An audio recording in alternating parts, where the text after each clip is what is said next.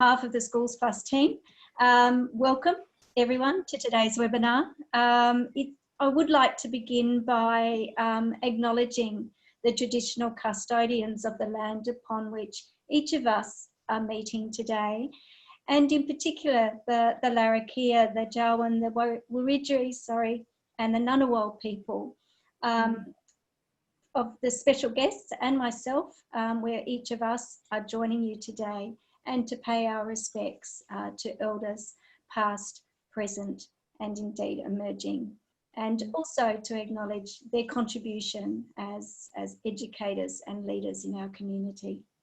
Absolutely. We have been absolutely delighted with the response to today's webinar, both through your presence and also through the questions that you've sent through prior to this afternoon.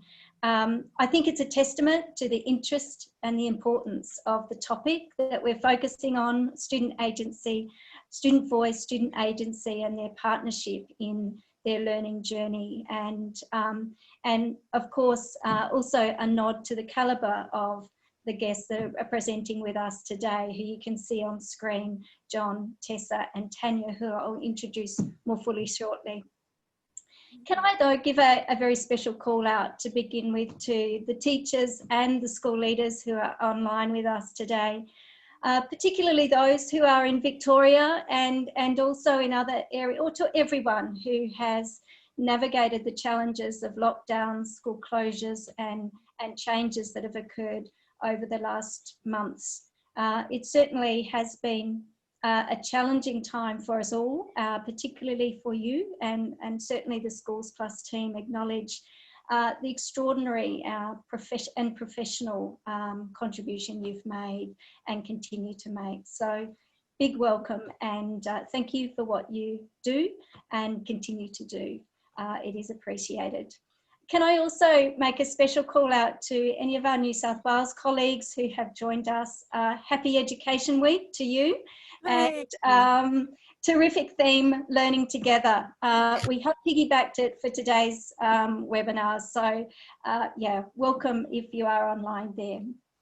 I wanted to take a little moment just now before getting to the focus of the webinar to talk a little bit about Schools Plus for those of us who are less familiar.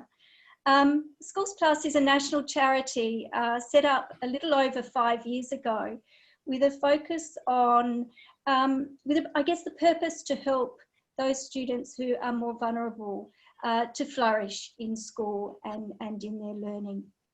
And since our commencement, I'm really proud to say, or we're proud to say, that together with the incredibly generous support of our donors, we've been able to distribute over $17 million to over 770 schools in deserving communities across our country. Of course, it doesn't stop there, and it's through our work with people like yourselves, working through projects that you identify as needs, providing that resourcing, working with you, with coaches and other schools who can't join us today, but also providing that coaching to support capacity building, and also to enable the sharing of the learnings and insights that you're gaining in our schools, and being able to share those with others. One of the projects, in addition to those projects, we also have our Teaching Fellows alumni, which comprises our Commonwealth Bank Teaching Award recipients. And of course, it is that latter part that today is an example of, that opportunity to share the expertise, particularly with John, who as a 2018 award recipient, first register, then access it, is able to share some of his experience and expertise with us. So John, thank you for joining us in that way. Learning together, students as partners in learning, as I say, is a great example of us being able to share that learning. And John, as a 2018 award winner, was principal at Casuarina Street Primary School in Katherine, and today is now sharing his vision and his leadership and expertise with us through his role as in the Northern Territory Department of Education as one of their general managers. John will also be joined by Dr. Tanya Vaughan, Associate Director of Education and also Lead of Evidence for Learning at Social Ventures Australia. And I anticipate Tanya is perhaps no stranger to many of us. She's certainly one of our education leaders in our country, with both international and national experience in education policy, implementation, and I think her dear passion, which we will learn a lot about today, her focus on evaluation. I think the other strings to her bow, as you may have picked up in her biography that we shared with you, Tanya is also an author, former science teacher, and I think most recently homeschooler and learner, as many of us may well be. So Tanya, welcome and thank you for joining us today. Last but certainly not least, Tessa Fondacaro, thank you for also joining us to present today with John and Tanya. Tessa is the Year 7 coordinator at Catherine High School and nationally accredited, highly accomplished and lead teacher. And she will share with us some of her insights and experience as being part of the Northern Territory Learning Commission project. So to each of you, thank you for coming on board. It is wonderful to have you, and I thank you in advance for the experiences and insights that you'll share with us. Little bit of an overview very quickly of how we'll flow today. I will very quickly hand to our guests who will provide us with that opportunity, as I've already hinted at, to understand and learn more about student voice and agency and their partnership in their learning journey through the experiences of the Northern Territory Learning Commission project. This, I think, somewhat ambitious initiative at the beginning commenced in 2016 under John's stewardship and colleagues within the Catherine region, and involved Tanya's work as an integral part of it, focusing on and highlighting the value of building evaluative capability with our students as well as our teachers and leaders, to really, I guess, focus on building improvement in student engagement, motivation and learning across a group of schools in the Northern Territory, but always with an eye to a greater impact. And I think it's that story that we're going to also hear a little bit about today. Following the presentation, which will take us for, I guess, about 40 minutes, we will then hand over to you really for questions and answers. I do encourage you to and invite you to post questions on the chat throughout, and we will follow those and look to share those with our presenters at that point. Of course, if you have a burning question and you really want it answered through, just highlight and we'll certainly pick that up. And I know that Tanya, John and Tessa would be really happy to respond to those as we go along. I also invite you via the chat, if you have any thoughts, ideas, resources to share that may correspond with what we're talking about, please do share. And following the webinar, we'll be very happy to compile that and share it back out to those who are online with us today. We will, in addition to that, we'll also we'll post a recording of the webinar, so just so that you can have that in the back of your mind. So I think with that brief introduction to our guests, can I just a reminder, if you're speaking, don't forget to unmute. I usually do, and we would love to see you as well. So please show us on your screen. So on that note, John, can I hand to you to lead us through the next little while? Sure. The most nerve-wracking bit here now. I'm going to share my screen. Here we go, and we should be all right. I'm talking myself through it. So Tanya tells me this is a very good metacognitive strategy. Isn't that right, Tanya? That's correct. That is completely correct. You are learning more from sharing that. And you're almost correct. You just need to do share screen on your full screen view. That's right. So when I share my screen. So I'm helping also with audio metacognitive strategies for you, John. And there we go. I'm going to do this and this and this. Oh, look at this, the wonders. So what I'm hoping you can all see now, and Tanya, I'll use you as my guide, is that you should be able to see a full screen. Yes. No, not quite, not quite. We're going to go one more try. Oh, I love it. Okay, we'll share again. We're going to make sure we got those two, and I'm going with this screen over here. Just make sure you go, yep, just the full screen. It's a bit of coaching here. It's a bit of scaffolding. And now you should be able to see everything. Yes! Spectacular. Thank you very much. Wonderful, lovely people. So my name is John Cleary. So I am the General Manager for School and System Improvement in the Northern Territory, but very proudly a Schools Plus Fellow and part of the alumni of the Schools Plus family. So with us as well, we have some key partners I want to call out. So obviously Tanya is our evidence partner, Evidence for Learning. Summer Howarth as well through the Eventful Learning Company, and a key partner in the Commission, Pivot. And we've got Tessa online as well, who's one of our Commission teachers. And when I scrolled through the participants, I saw Jackie Neal as well, one of the teachers at Casuarina Street Primary School, hiding in there as well. So thank you to Jackie, who lived this journey with us as too and as a participant this afternoon. So I too want to acknowledge the Larrakia people on the land whom I present from today, but also just to call out, I think, something really a special part for us, I think, as the Commission, and it's this work, which I believe works on here, which is the place of the Alice Springs Mbantua Education Declaration. So this is the born from the heart of Australia, the declaration commitment to young people across Australia from 2019 to 29 that commenced at the end of last year.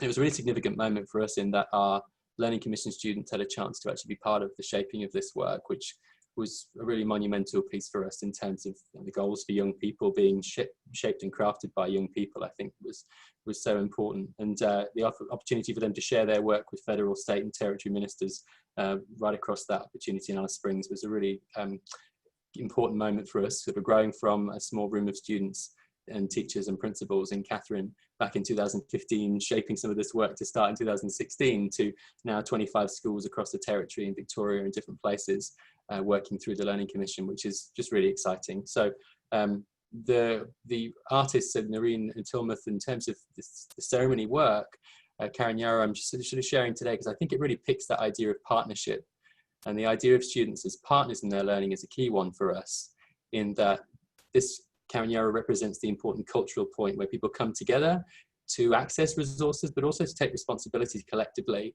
knowing that our teachers, our students and our principals and the Commission all bring particular expertise into that partnership and draw upon that expertise in terms of moving improvement in their school and learning forward. So it's a really important reflection for us. So I'd also like to just acknowledge and thank all those people who sent questions through, because it's been really helpful for us. And what we tried to do today, I've just grabbed a few of the questions that were shared with us there. But what we tried to do today also is to actually frame the presentation today around those questions. And you'll see a number of different questions sort of dotted through the presentation. So thank you so much for the questions that you shared. And that's just a bit of a flavour of some of those questions to come. So during today, we'll share the work of the Learning Commission. We'll be diving into and listening to and hearing from our students across in the next little while. And unapologetically, we'll be sharing directly their work with you with their permission, because the Commission is about generating, supporting students to use evidence in driving learning forward. So as partners in their learning, we'll be sharing their work directly with you today. So I guess just before I dive into that, a bit about me. So not from the territory originally, you might have picked up. I came to Australia in 2007. I was a leading literacy teacher in the London Borough of Redbridge, and working across schools in that borough at that time, but moved from East London to East Arnhem in 2007, to start 2008, to a place called Nooka, which was in Yugomangi lands. around 1,200 people, about 650 kilometres southeast of Darwin on the Gulf of Carpentaria. About 300 students in the school, and arrived feeling pretty good about myself as a teacher with my students in London, and feeling very confident. And my 3 years in Nooka, both as a teacher, as an assistant principal, and the 12 years right across the 27 schools in the Katherine region at that time, spread across a massive 800,000 square kilometres broadly from that region and its surrounding, were some of the most challenging but also deeply valuable of my career. And I think my first week in Nooka, I had my 20 children turn up on the first day to come and see this guy, and 15 on day 2. And I remember by the end of the week, I sort of had 15 kids in the morning and 5 came back after recess, which I had a sort of choice to make then, I think, as an educator, as to whether or not I was going to externalize that and say, look, there's all these different factors that I haven't got any control of, or actually what was on offer for me, if I wanted to accept it, was real-time feedback on the effectiveness of my teaching. And so that for me was a really monumental moment, I suppose, this idea of active and passive disengagement. It was right there, and I got that opportunity when we provided students with the time, the tool, the space to be able to give that feedback. It absolutely made me a better teacher. And there was a kind of key guiding principle that came through that work for me, which was that my students know more about their learning than I do. And if that was true for me as a teacher, then my reflection, just stepping out of Nooka and right across the region, and then commencing the principalship at Casuarina Street Primary School in 2013, and with Tessa and the team, was really to say, what does that mean for me as a principal? Knowing that my students in Nooka, I was their 13th teacher. Some of those students in year 5, 6 when I first arrived. They had a very clear idea of what worked for them and what didn't. And so as a principal, what did that mean for me? For actually drawing upon the deep expertise of my students and their role in not just bringing their experience, but also all of their expertise to bear on helping shape school improvement. And we sort of brought our schools together to explore this question back in 2015-16. And we asked them one question, which was for a number of students across 5 schools initially in Katherine that we brought together. We asked them one question, which was, my teacher talks to my parents about my learning. Do we agree or disagree? And we had 46% of our students tell us that they disagree or don't know, which we took as a polite way of saying that they might disagree. And when we sort of dived into that number, because it was so big, what do you mean? So 46% of our students saying that. And they said, no, my teacher talks to my parents. Yeah, absolutely. But about my behaviour, not about my learning. And that moment for us as principals and leaders across our schools, but also the teachers working with those students, really led to the formation of what is now the Northern Territory Learning Commission, which I'm going to dive more deeply into shortly.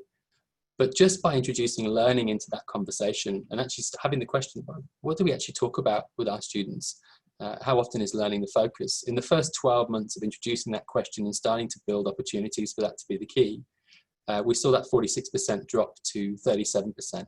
Just in that first 12 months. That was a really powerful moment for us also to say, okay, we're onto something here. We're going to start to move this forward. What does the learning look like when we really bring it into the conversations and draw upon our students' expertise?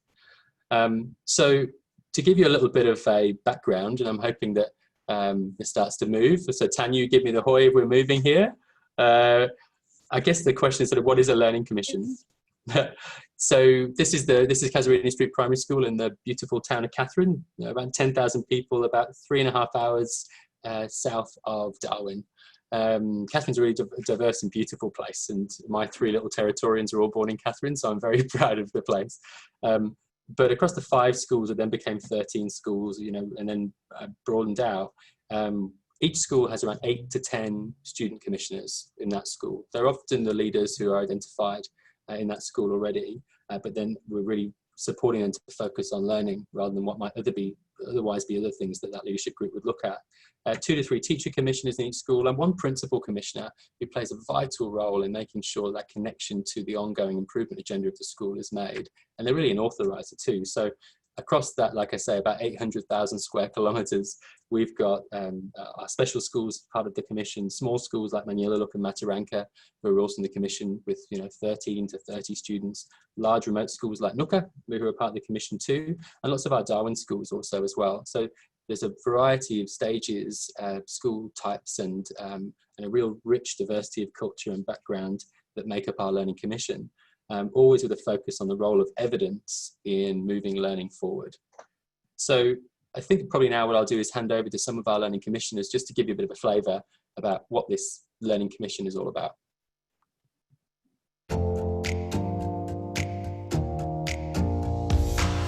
Today is a special day because we're going to watch the students pitch to the Minister the projects that they've led for the whole year. The journey over 2019 has been really special, but I've seen that the commissioners this year are also speaking kind of that language of school improvement at a system level.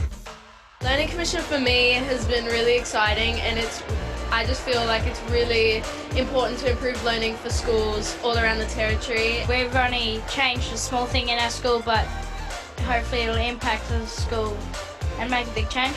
But everyone have a voice and have a say.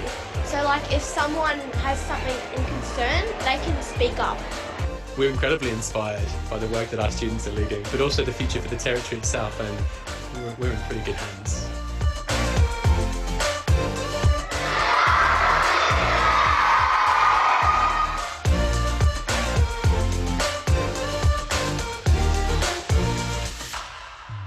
Always gets me very excited when I see that Tessa and Tanya online. So what is this thing, this learning commission? So how does it work? And so we're really important about that tagline of students as partners in their learning, because that's absolutely what we mean. How do we actually partner students, teachers and principals together in working towards a common aim for school improvement? And this is our Northern Territory School Inquiry Cycle. And importantly, this is an inquiry cycle that we use with leaders and schools right across the territory, from starting with that assess. So what are some of the questions that we need to ask ourselves there? What is our school data telling us? And how we let people know? What further evidence might we need? To how do we use that to set goals? What are the priorities? And a very small number of priorities for school improvement. And what are the learning needs of staff, but everybody around that need? How do we plan for that really carefully and intentionally across the year? And who does what? How do we act? And how will we know that we're on track? What are the things that we'll check to see, and what's the role of evidence in that for us as we move through the year? And a really important question there that we ask our students and our leaders: what are the changes in behaviour that you would expect to see occurring? So how will you know that the thing that you're hoping to change is actually starting to change? And often before we see the improvement in student outcomes or any of those kind of longer term indicators, we see change in people's behaviour is the first thing. And then that review and adjust. So did it make a difference? The question is, what do we need to do more of, less of? And the key question around review and adjust for us is, what would it take to convince us that maybe that we're on the wrong track, or that we might want to course correct or move in a different direction? So that inquiry cycle is absolutely the cycle that we work through with all of our commissioned schools. And the way in which we do that is this. So in that assess stage, we bring together our teacher and principal commissioners first for those first 2 days, just to really help them understand what we mean by students as partners in their learning. And Tanya's going to dive a bit more deeply into the evidence around that shortly. But we do that work with them so they can really, because lots of those people are coming with previous experiences of where they've stepped into student partnership or student voice or student agency activities or approaches that maybe necessarily haven't actually led to the kind of change they were hoping for. And we find that's true for our big and little people in the commission, that they're equally coming to us with past experience of having had a go at some of this type of work and actually saying, yeah, but it didn't really shift anything. So we do that work with them really importantly, and we step them through their own school data, and we take them through exactly the same process that they will experience with their students doing that work alongside them on day 3. And we do that so they really can have the chance to sort of explore that, but understand the process and live it. We find that kind of tools them up as well to feel really confident as commissioners in that work. The next thing we do is then we actually bring our principal, teacher and student commissioners all together. And when we bring them together, we provide each of those schools, as today, they bring the schools bring key data sets they really want to focus in on. These are longitudinal, sort of long-term data sets across 4 years. It might well be growth in reading, it could be attendance trends, it could be school surveys. But we also provide them with some of those key data sets too for them to explore. And we support and we provide a process by which those students, teachers and principals can dive into that data together. And we do that so they can actually identify, you know, some really maybe lines of inquiry and things they're like, this is really interesting, we'd like to know more about this. We're seeing a bit of a line. Why does this line go in that direction? And why does that line go in that direction? And in doing that, they walk away saying there's more things that we'd like to find out here. We actually don't know very much about this. We might have an idea, but we need to find out more. And that's kind of the real key outcome of that first big day together. This year, obviously, it was NTLC live. So we did that day together this year online together as a community. And it was really exciting. It was the NT's biggest ever online student learning event. So we were excited to do that with our students this year. In plan, so on the next day, on day 4, we actually then work on site with the schools, again, remotely or virtually this year, and all being well on site, hopefully in the territory. But we analyse the data that they found, the further data they've explored at school around that particular area of focus that they may have found. So in set goals, they may have found, you know, a trend in reading, but actually we know there's loads of rich data at the school level that we don't always see. And students then were able to sort of dive into that. That might be interviews with students around their experience in reading. It might be some of the smaller level data around their growth in reading levels in the school. There might be a whole heap of different things. But the important thing is that each Learning Commission school through this process will go in a different direction depending on what the data is telling them. They might work on different things, but the inquiry cycle is the piece that keeps them together and keeps us connected. The next thing we do then on day 5 and day 6 is that we bring our teacher commissioners back and give them the chance to connect and reflect. And they often say on day 5, we didn't get as far as we hoped to, or, you know, we're sort of at this point. And when they all hear each other say that, it's great because we actually, the work is the work, if that makes sense. It's great that they are working through that process, and different schools move at different speeds across the inquiry cycle. But what we're asking them to do is to really, on day 6, just present where they're at. So schools never come back to the Learning Commission to present a bright and shiny finished product and have a round of applause and walk away. It's all about coming to the room and saying, this is what we found so far, and actually we're not sure what that means, or we'd like your support in doing the next piece. And what our schools tell us too, and what's always lovely, is that I've got something that could help you with that, or actually I'm working on something that's similar. And the cross connections across those schools, and our schools often having the expertise to support other schools in finding the response or the answer to some of the challenges they're finding. It's already in our schools. So we're a firm believer in the expertise to respond to the challenges that we see is already here. That's absolutely part of what we think in the Commission. And then finally on day 7, we pitch to the Minister. So all of our students come together at Parliament House in Darwin, and they share what they found across the year. They share their journey, they share you know, the things that went well, the things that didn't, but where the data took them and what they found. But the really important thing across the year of the Commission is that whatever they find, the commitment from that school and from the principal is that is then built into the annual school improvement plan for the following year. So our students' work has shaped what the focus for that school will be in the following year. And that annual school improvement plan, it shouldn't just be a document, but actually starts to then become that narrative for the work ahead. Where we see a real power, as I think Tessa talked about just before we got started, was that actually we see students then influencing system policy too, and territory policy, and recommending changes that then have been put in place for all schools. And probably the biggest example of that is our students being involved in the creation of our education NT strategy. So what will we be working on as a department between 2018 and 2022 was directly influenced by the work of our Commission students. So that's really exciting. But we do also ask the question that when our students come and share that work at the end of the year, they would have acted and they evaluate and they adjust, and they may have gone through that cycle a few times. And this is from the impact evaluation cycle from our partners at Evidence for Learning. But there's a really important decision at the end that if there's not the evidence there to say that this is a key piece of work for us to continue, it's okay to say we're not going to do that anymore. Well, actually, the finding might be that we're going to omit it. We're actually going to say, we went down that line, actually, we don't think that's the right work. We now think we're going to explore this. But in many cases, it's about embed. So how now do we make this recommendation or this really important thing that we found part of the work of our school going forward into the next year. So that's the overview of kind of actually what we do and how we do it. So Tanya, I'll throw to you because there was a couple of really interesting questions that we had about the place of student voice and agency. Great, thank you so much, John. Yeah, I really love this question. So, and I think that there's a lot of debate out there about what is voice in comparison to what is agency.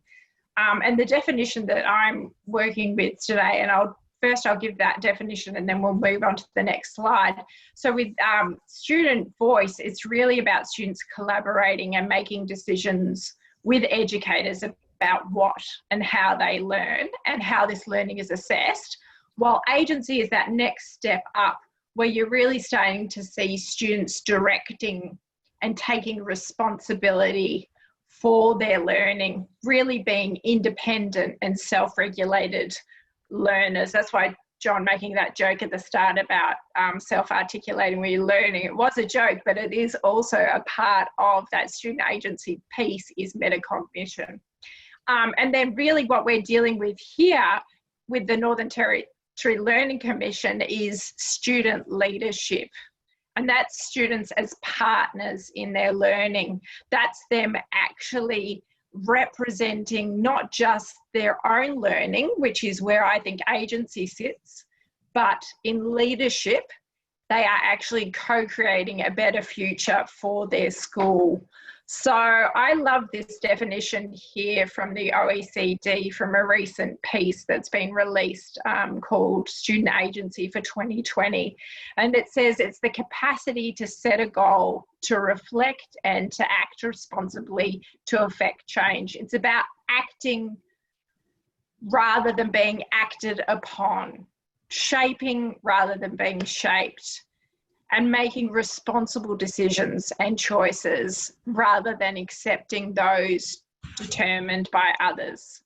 And we see that just so clearly within this project. And I guess before we started, we were talking about how we all get spine tingles when the kids stand up. And I think it's that sense of agency that we feel from the students, not just changing their own school, but influencing policy across the NT that makes this work so powerful. So we can go and have a look now in more detail at the different levels that co-agency can occur within the school. So this work is an adaptation from very early work from Hart, looking at the ladders of participation. I've also integrated what I think is a lovely piece from the Victorian Department of Education, which is called Amplify, Empowering Students' Voice, Agency and Leadership, which I'd encourage you to have a look at, and we'll send out links afterwards. But we can see here there are 8 different degrees of co-agency, and you're starting off with silence, which I think is probably the saddest place to start, and maybe some of our childhoods were filled with that, but hopefully not, and hopefully we don't see a lot of that now.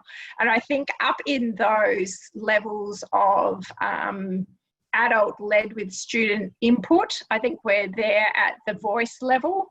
Shared decision making, adult led, is starting to get into the agency.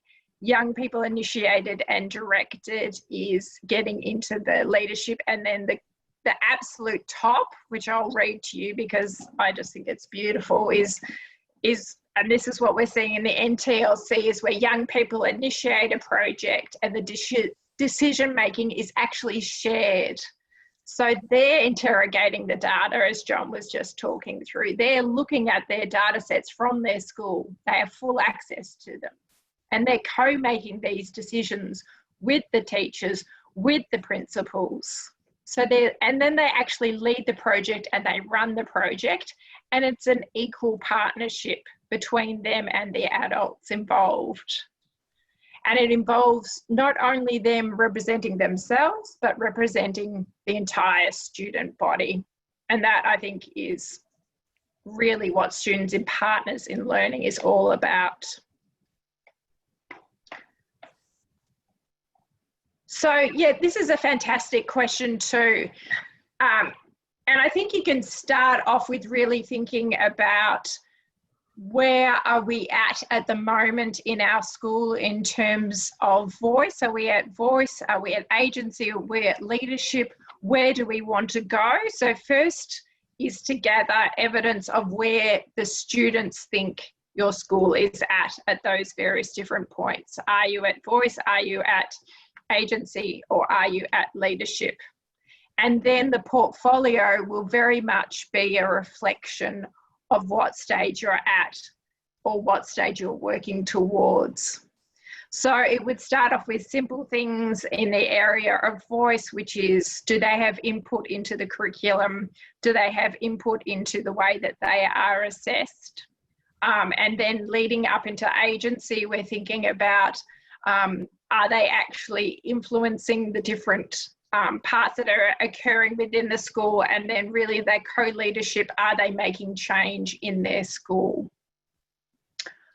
So if we have a look at the way we gather evidence at the NTLC, and this is something you can probably tell I'm pretty passionate, very passionate about what is good evidence.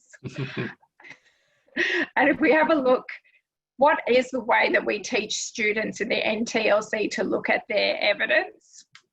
And what we do is we ask them and we talk to them first. There's a little bit of explicit instruction around what is qualitative data, what is quantitative data.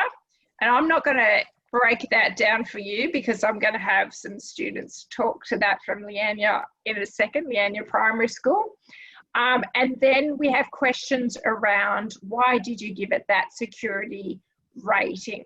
And the security rating you can see are those padlocks across the top. So we get the students actually to engage with their data from the school and say, how do you think that that is stronger or weaker than some other data sets? So they give it a rating out of 5 padlocks. And here are some of the questions that they ask around trying to judge those padlocks. So we have them say, what's your sample size? So if you're in a school of 400 and 50 have answered, well, that's not very robust data. If there's 390 out of the 400, fantastic, you're going to get a higher padlock rating for that. Is there evidence qualitative or quantitative? Is it a narrative or is it numbers based? What about the survey questions? Where did they come from? Did you make them up? Did you trial them in a small group? Do the students actually know what those questions mean? Because in some cases, they were taking surveys of students in grade as low as grade 1. So we know that a Likert scale isn't going to work for those kids. We need little smiley faces or sad faces. That's going to work for them.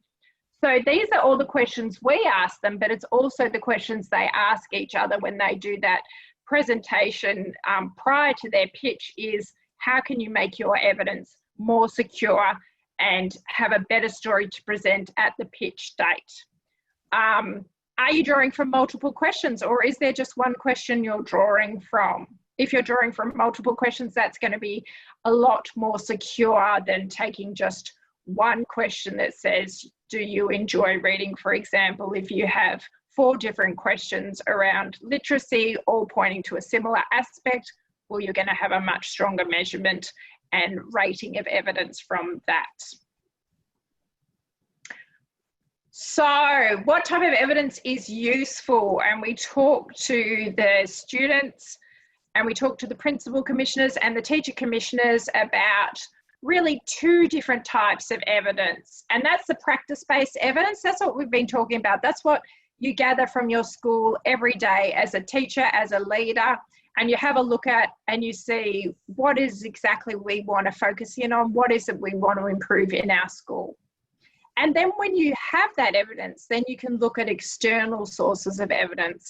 That's where, say, we draw on the Teaching and Learning Toolkit from that Evidence for Learning is produced, that gives you a meta-analysis of a rating of different types of education approaches and what is more or less effective in schools. And the students have been engaging with that, as have the teachers.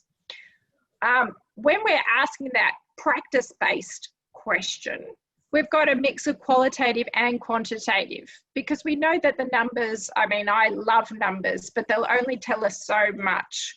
We need to talk to the students, we need to talk to the teachers, we need to talk to the leaders about how something has worked. And in the example that Tess is going to take you through, that was one of the key ingredients that actually made that such a successful project, was the qualitative data. Was once they'd identified some teachers that were, and some classes that were doing so well, they wanted to find out what was happening in those classes. You can only find that out by asking the students and asking the teachers. So that's working out those really key, what Jonathan Sharples calls active ingredients. What are the key things? And John was speaking before to, what is it you actually want to see occurring within those classrooms? What is the changes in behaviour prior to seeing the changes in outcomes? So drawing on qualitative, quantitative, I could go on about it, but let's listen to the wonderful, and I could go for hours, but let's listen to the wonderful kids from Leanya Primary School describe it for us. We headed over to the Michael Long Centre, where we learned about qualitative and quantitative data. It helped us to better understand how to gather and graph our data. Quantitative is data with numbers and qualitative is data with words. We use the log system to judge if our data is secure. We find our commission students often say things in half the words with twice the impact. I think that's the way we find it.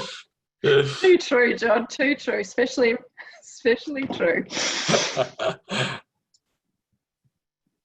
So this is some examples that the students came up with as definitions for evidence, and I'll let you read those as John clicks across on the screen.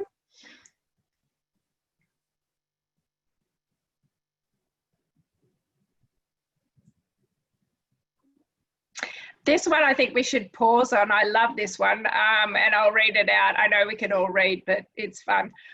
Good evidence, and evidence in general, is collected data from students' learning, and there's not always growth. And that is a reason that a teacher needs to reflect on their evidence. So there basically is the question of what impact are you having and how can you improve your impact by engaging with students. So eloquent. It's an important point, isn't it? Our youngest learning commissioner so far has been 8 years old, and our oldest has been 15, I think. And right across those groups, when we provide them with access to that data and that evidence, people are always kind of worried about, well, how will they use it? And will they use it respectfully? And the answer is always yes, incredibly so, with empathy and care, but also incredible maturity as they learn about its importance. So with that example, I'm going to hand over to Tessa. And Tessa, this is where we're going to start to plagiarise the work of our wonderful Casuarina Street Primary learning commissioners and the Confidence crew. But do you want to give us a little bit of the background to actually kind of how did this work come about? Yeah, I'd love to. The Confidence crew, what an incredible bunch of commissioners these guys truly were, and a great project that I'll never forget. These guys started to build on the work from the previous year, where they looked at feedback and what that looked like within our school. And they wanted to, I guess they started to identify a problem that they thought was really significant in our school, and that confidence in students' learning was quite low. They felt that students within our school weren't confident enough to share their abilities and share the successes of their learning. So they felt like this was an area of focus for them. So they decided to create this growth box that they thought at the time was going to help understand what growth looked like across our school. And I'll hand over, because you can have a look at the growth box. They'll explain it better for you, and you can see what some of that work was. Hello, we are the Confidence crew. And our role is to help build confidence throughout the school in you. We are here to share with you the growth box that we have created. The growth box is a special box that you put your students' growth in from reading. You simply fill out a little piece of paper that we will provide you and pop it into the box. We are doing this because we found that some students in our school, not particularly in your class, are not really confident enough to share their success in learning. We are testing this on your class because we think that year 1s and 2s achieve the most goals. We will be testing this until week 4 term 2. We hope you will like our idea and will agree to test the growth box in your classrooms. Confidence Crew, out! So there'll be multiple shaky hand footage going on in the next little while, which is great. But it was so interesting when they applied the growth box and then they did their reflection around the evidence. You know, they got very excited and they ran off in 2 very different directions and put their growth boxes into action. But when they reflected back and we supported them in terms of reflecting on that evidence, this is their work. So, and often we find that taking pictures of that evidence is working through. It doesn't need to be polished, it just needs to be captured up together to really tell that story. So this is what they did and reflecting on it. But the reflection of them around their evidence, their growth box, was that actually they needed more sources. And the same conditions, because actually they did it in very different ways, but also that would help increase engagement. So they weren't very sure they would be able to trust that evidence, which is fantastic. And one of the students who also then developed a survey within this particular project, who'd spoken to 10 or 11 of his friends around that, and so could understand, I'm going to need to increase my sample size. And when students start to use that language, we start to get pretty excited. But after that, then the students worked together to kind of generate this idea of, well, what's something we want to test in this project? And their belief they wanted to test was that confidence was actually key to growth in reading. That was the thing they wanted to test. And their question was that, okay, what does confident growth in reading look like at CSPS? How do we actually see where we are seeing confident growth, and what does it look like when that's occurring? What are the things that happen there that might not happen somewhere else? And how do we actually understand what they might be? So Tessa, I'll hand back to you just to sort of take us through what the kids did next. Yeah, it was super. They started to review and adjust, and they began analysing PAT reading data sets from right across year 2 to year 6, which was phenomenal. These guys worked in groups to analyse this data and identified the number of points of growth within each classroom and how much growth that each class was having, which was so cool to watch them just critically analysing this data. It just blew your mind. They found out how many points each class had achieved. And then they identified which classrooms had actually achieved the highest amount of growth. And they wanted to find out more about this.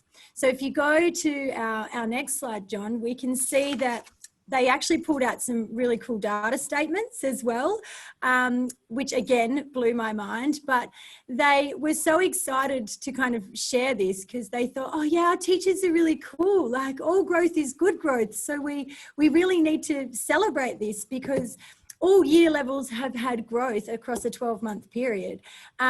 So that was, really kind of them because they were tapping into some school data, and as critical as they were also being really respectful of teachers and the work that our teachers were doing. So they also identified the number of students across each level that were achieving at and above standard, which I also thought was really cool because this just made them want to find out more. And again, they decided like, well, if these teachers in these particular rooms are achieving higher levels of growth, what is it that they're doing? And let's go find out about it, because maybe they're doing something really good. And if they're doing something really good, we need to share this. So from this, they actually took part in a professional development, which was incredible. And they pitched to all of the teachers at Casuarina Street Primary School, as well as principals from across the Katherine region. And I know Jackie Neal, who's listening today, was actually in that room on that day. So I'm sure she will remember that incredible day. It blew many of our minds. So I'll hand over now to our commissioners, who are actually sharing some of the things that they found at this professional development.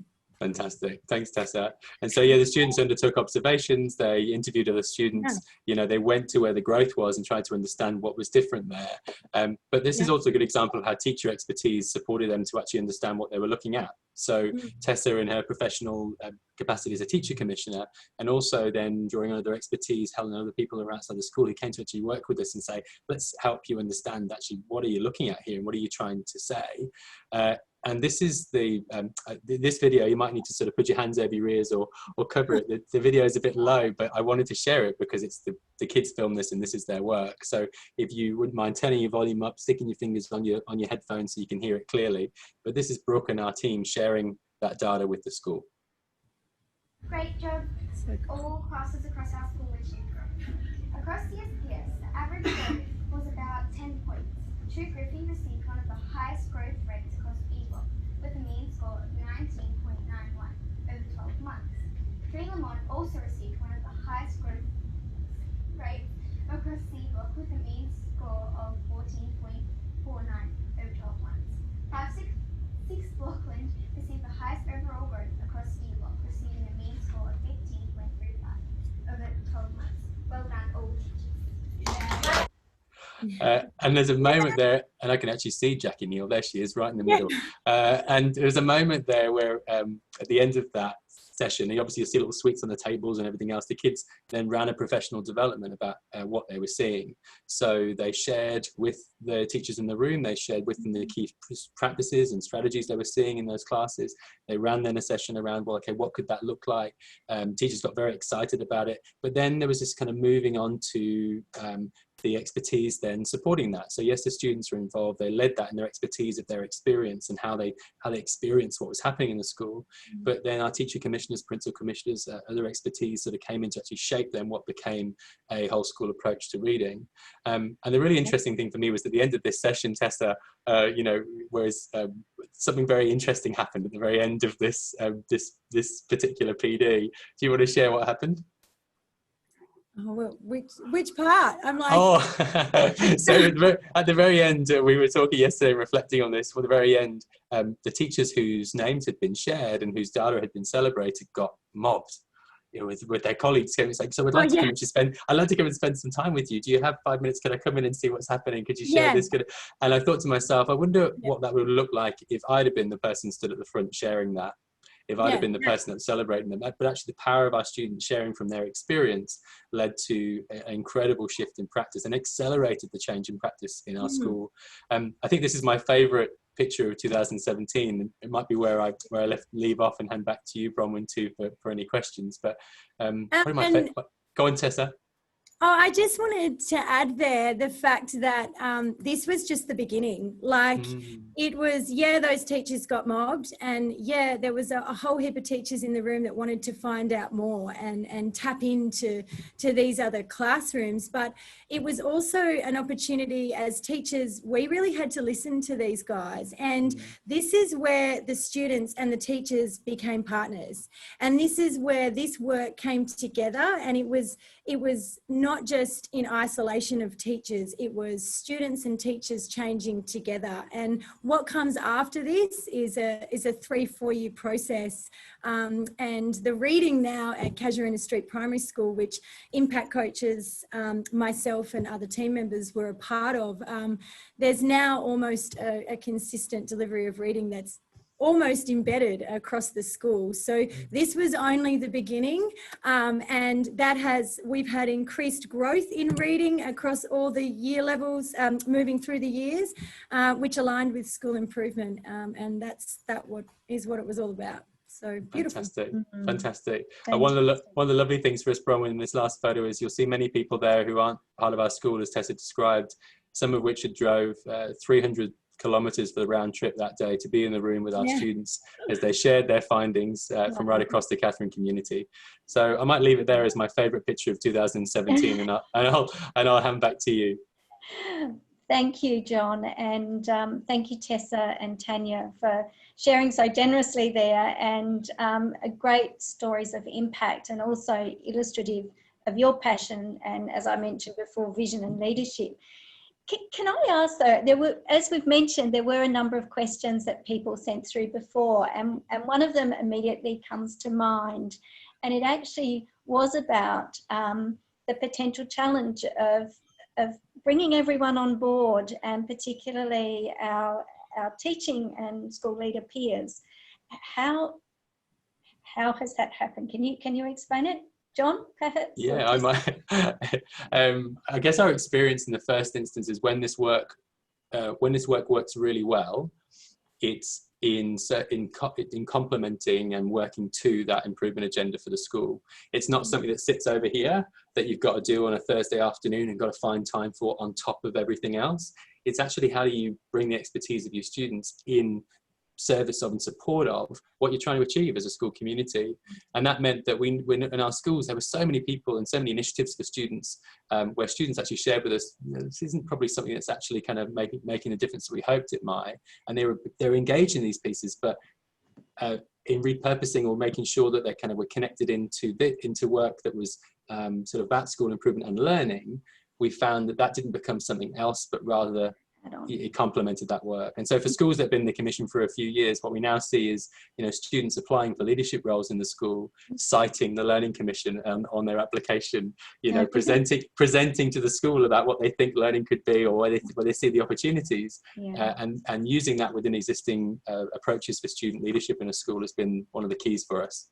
Yeah, terrific. Thank you, John. Tessa, did you want to add anything there? I can just see you nodding. Oh, just in agreement. And I think too, having the support from your leadership team really helps with that. And I know for us at Casuarina, we really prioritised it, and we made time for us all to come in and connect, and really meaningful and purposeful. And I have a son who's in year 5 there now, who wants to put his hand up next year to be not only school captain, but a part of that commission. So it's embedded with the school, and it's just beautiful. Terrific. Thank you. Can I ask, there is one other question. In fact, it's a theme that came through in a couple of the questions, just around, I guess, this approach and addressing the needs of a diverse classroom community or school community, and just really interested to gain your insights on how you supported the student voice, the agency, with a classroom of 30 different minded and perhaps ability leveled students, which is our reality, isn't it, as educators. So again, maybe Tessa, can I hand to you or to John or Tanya? Are you happy for me to answer first, Tessa? It's a lovely kind of circling back on the story where one of our commission schools, obviously Nooka, their project in their first year in the commission was the Mino Sabi project, so the I Don't Understand project. And the work of their students was to design ways for students to be able to let a teacher know when things weren't meeting their needs in a way that they may not always have the language to, visual different ways, which would have benefited me greatly as a teacher in Nooka in 2008. So the students recognise that need. So the idea that you have a group of students who are representative of your school means that they actually really do that. They can sort widely, and they when we have a room full of 200 commissioners in the room, we often say to them, there are thousands of you here. Because they represent every student in their school, and by focusing on the data and the evidence in their school, they can find the threads, the thing that they think will make the biggest difference for the biggest number. And I think that's a really core component of positioning our commissioners as leaders. Yeah, fantastic. John, Tanya, Tessa, can I just say on behalf of everyone online today, a very big thank you. I'm super mindful that we have sort of come close to the end of our hour and how busy that everyone is. I think we could probably continue to talk for some time. But look, can I, on behalf of Schools Plus and everyone online, thank you for a really informative session. I'm just actually looking at one of the chats here. In fact, comments coming through. This has been very inspiring. I'm super excited about the possibilities. I hope I can make this happen in my school. Thank you for the informative session. Really looking forward to implementing more student voice and agency opportunities at our school, and on they come. To the three of you, thank you very much for sharing your insights, your experience and expertise.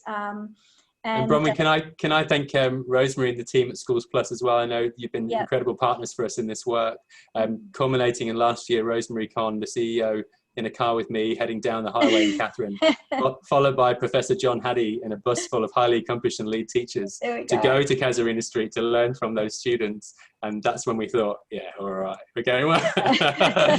So my thanks to Schools Plus. Thank you very much. And look, Rosemary is online, so I am, she's loved every minute of this, and on behalf of Rosemary and the rest of the team, again, big thank you. Not only have you shared your knowledge and expertise, but you have also illustrated to us the power of partnerships, not just with our students, but working together as education organisations with a common goal and the difference that we can all make. So thank you very much for that. It's been terrific to work with you.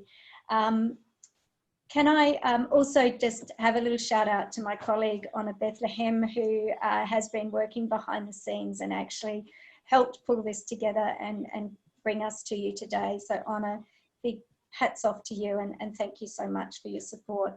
A little reminder, we will post a recording of the webinar to our website probably next week. Please feel very welcome to share that with your colleagues who may or may not been able to join us today. And for those who may have missed it at the very beginning, Schools Plus does currently have 2 grant rounds open for our Smart Giving and Fair Ed New South Wales programs. So if you're interested in learning more about that and the opportunities it can present, please jump onto our website and you will find more information there. We really welcome your feedback on the webinar today. Clearly great guests, thank you again. But we do welcome your feedback to help